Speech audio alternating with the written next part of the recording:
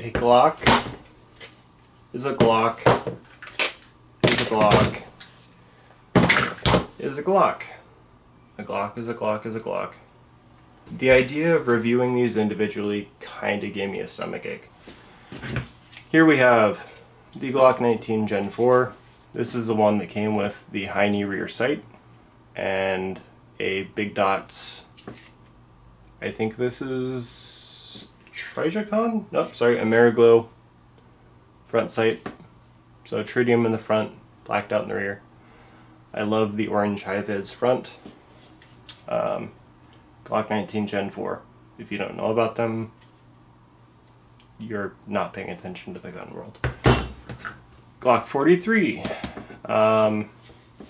This one has not been upgraded or touched or carried.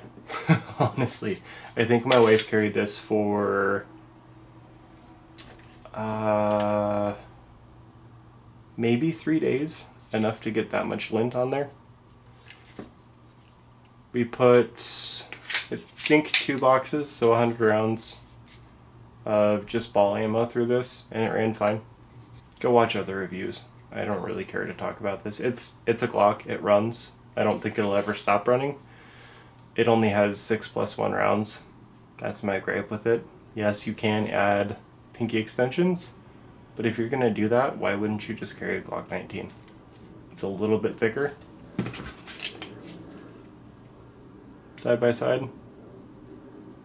And you get 15 rounds as opposed to 6+1. I don't know the justification of that, so I'm not going to get into it. Glock 17 MOS. These sights are not designed for this gun. I mean, they are, but not for this frame. You can see that they're sticking out. The reason I haven't changed that is the longer the sight picture, the more accurate the gun. And I don't carry this, so I didn't really care. This has the Agency Arms extended magwell.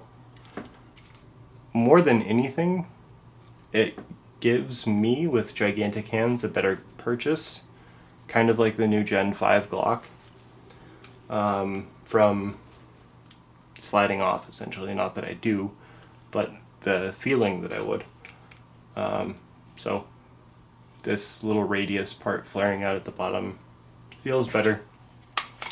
Is it quicker for reloads? I don't know. I don't run this gun. Yeah. I have the ZevTech. Is clear.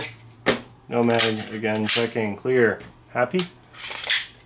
The ZevTech trigger in it. Vast improvement over the stock Glock trigger.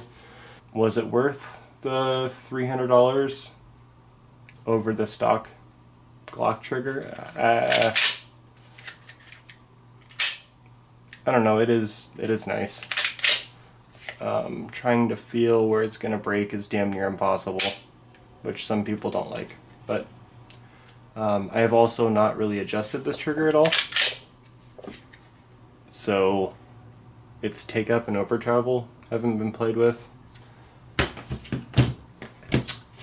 All Glocks are good guns, they all run. Now we move on to the Glock 20 Gen 4. This is in 10mm. It is thicker than the 17. It's damn close to the same overall length.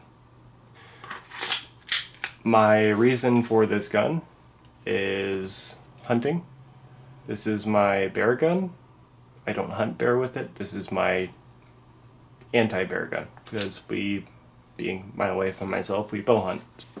In the event of an emergency where we were charged by a bear, I have 15+1 rounds of, I think this is 165 grain Underwood, really hot loads to hopefully stop the bear before it gets to me or my wife. Here in Washington State, we only have black bear, with the occasional actual bear, like, you know, a grizzly. but I've never personally seen one, so I'm not too concerned by them. Again, this one has the high-vis front sight, the nice orange. This one has the serrated hiney rear and the tritium lamps. Chamber's clear,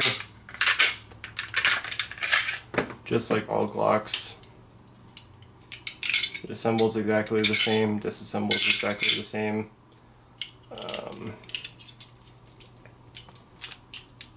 I don't know if I said it or not already, but I have not had a hiccup with any of these Glocks. And I don't recall ever actually having a hang up with any Glocks that I've ever owned. To me, it's just something that will continue to run forever. I mean, the only thing that I could really foresee stopping a Glock is, you know, the fact that the frames are polymer. And in the older generations, the Gen 2s, which obviously I don't have up here, the Gen 2s, I've had the guide rod assembly for the recoil spring break, but the only thing that really happened when it broke is when I would take the, mind you, back then in the Gen 2 it wasn't a dual captive spring, it was a single captive spring.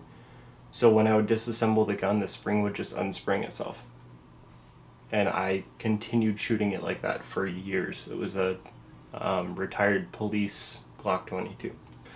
This one in particular being the 10 mil, I will occasionally carry, because why not? 10 millimeter, that much more stopping power. I'm not going to get into ballistics or over penetration or any of that shit. It's just not worth the time. But research it yourself. I'm finding 700 foot-pounds of energy from a 10 mil Glock, which is pretty impressive. I mean, that's a lot of hurt right there. So 10 mil Glock, awesome. 9 mil Glock 17, awesome. 9 mil Glock 19, awesome. If you guys want to see a Gen 3, I have 2 of those as well. 9 mil Glock 43 for what it is and for its intended purpose, I guess, is okay. I can think of better options.